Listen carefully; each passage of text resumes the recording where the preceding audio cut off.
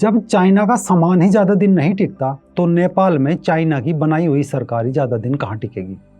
हमने पिछले एपिसोड में बताया था कि नेपाल में प्रधानमंत्री ओली की डोली अब उठने वाली है।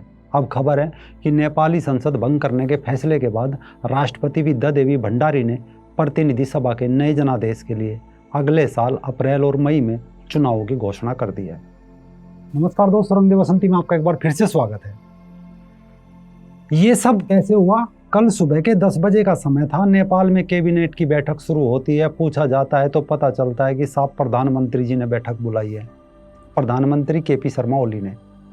बैठक खत्म होते ही ओली पहुंचते हैं राष्ट्रपति विद्या देवी भंडारी से मिलने और देश की संसद भंग करने की सिफारिश कर देते हैं। दोपहर पूरी बीत भी नहीं पाई थी कि राष्ट्रपति ने सिफारिश मंजूर कर ली।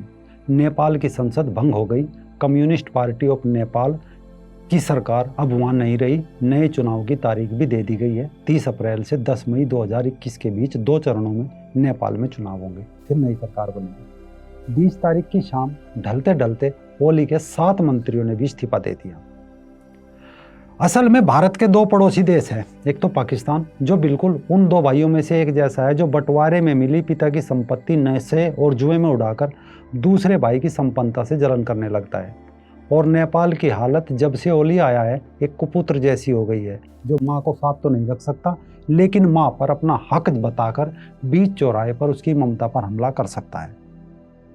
ओली ने प्रधानमंत्री बनने के बाद नेपाल की राष्ट्रपति का भारत दौरा रद्द कराया और अपने राजदूत को वापस बुलाया। इसके बाद केपी शर्मा ओली ने चीन के साथ 10 समझौतों पर हस्ताक्षर किए। चीन नेपाल को तेल की आपूर्ति करने के लिए तैयार हो गया। साथ ही चीनी रेलवे का विस्तार भी तिब्बत नेपाल बॉर्डर के रास्ते काठमांडू, पोखरा और उसके आगे लुम्बिनी तक करने की बात हुई। लुम्बिनी भारत नेपाल सीमा से सिर्फ 25 किलोमीटर दूर है। ऐसे ऐसे कई समझौते करने के बाद ओली को वो बीमारी हो गई जो भूल भुलैया वाली अवनी को हो गई थी। वो खुद को मंजुलिका समझने लगी थी। ओली भी खुद को चाइना समझने लगा। हमारे धर्म शास्त्रों में से संगत का असर कहा जाता है, यानी जैसी संगत वैसी रंगत। चीन चाहता था कि नेपाल उसका दुधमुहा बच्चा रहे और नेपाल में ऐसी ही सरकार रहे जो समय समय पर कुछ मुद्दे उभार कर भारत को असहज कर सके। फिर चाहे वो सीमा विवाद हो, नदी जल विवाद हो, जाली मुद्रा हो, पशुओं की तस्करी हो, सामरिक रूप से महत्वपूर्ण भू क्षेत्र जैसे काला पानी, लिपुलेख, लिम्पुधुरा पर मैपिंग पॉलिटिक्स हो, या नर जातीय समुदाय को भड़काने का मुद्दा हो। इसके लिए नेपाल के प्रधानमंत्री का पूरा उपयोग चीन ने किया।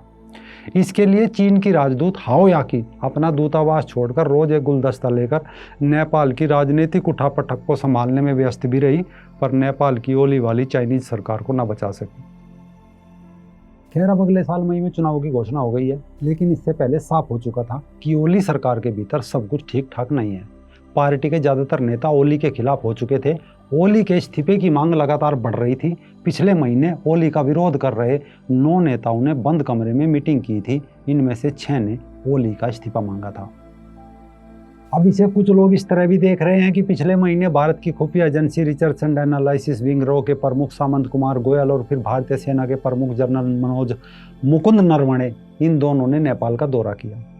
सामंत गोयल ने प्रधानमंत्री केपी शर्मा ओली से मुलाकात की। इसके बाद 4 नवंबर को जनरल मनोज मुकुंद नरवणे नेपाल पहुंचे। उन्हें नेपाल के सेना का ऑनररी मानद जनरल की उपाधि से भी सम्मानित किया गया। कुछ भी हो, लेकिन इसकी पृष्ठभूमि इस साल के अप्रैल महीने में उस वक्त हुई जब प्रधानमंत्री ओली संवैधानिक परिषद अध्यादेश लाए थे।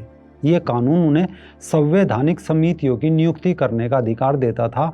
इस अध्यादेश के खिलाफ सभी पार्टियां, खासकर ओली के अपने ही दल के सीनियर लीडर और पार्टी के पोलित ब्यूरो के खिलाफ खड़ी हो गई थी। इस विरोध के बाद ओली को जबरन यह अध्यादेश वापस लेना पड़ा था। तब से ही इस मुद्दे को लेकर पार्टी में खींचतान जारी थी। ओली चाह रहे थे कि उनकी इच्छा से नियुक्ति हो, जबकि दूसरे लोग इसके खिलाफ थे। इन हालात में ओली अप्रैल से ही राजनीतिक रूप से हाशिए पर जाते दिख रहे थे।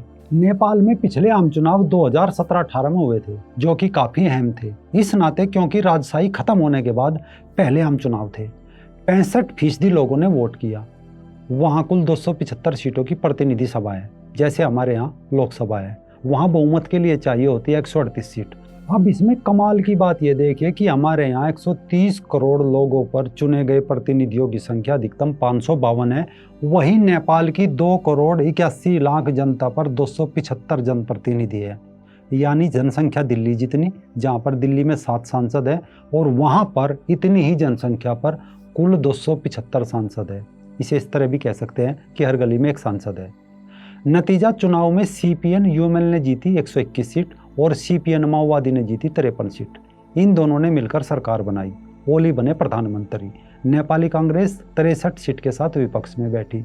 कम्युनिस्ट पार्टी ऑफ नेपाल और कम्युनिस्ट पार्टी माओवादी के साल 2018 में एकीकरण के बाद केपी ओली को प्रधानमंत्री चुना गया था। सीपीएन माओवादी के नेता पुष्प कमल दहल प्रचंड एकीकृत पार्टी के सह अध्यक्ष बने थे, लेकिन बाद में पार्टी में सत्ता संघर्ष शुरू हो गया। ऐसे में भारत और नेपाल के बीच सीमा विवाद होने पर भी पुष्प कमल दहल और झालानाथ खनल जैसे पार्टी के वरिष्ठ नेताओं ने केपी ओली के फैसले पर सवाल उठाए थे।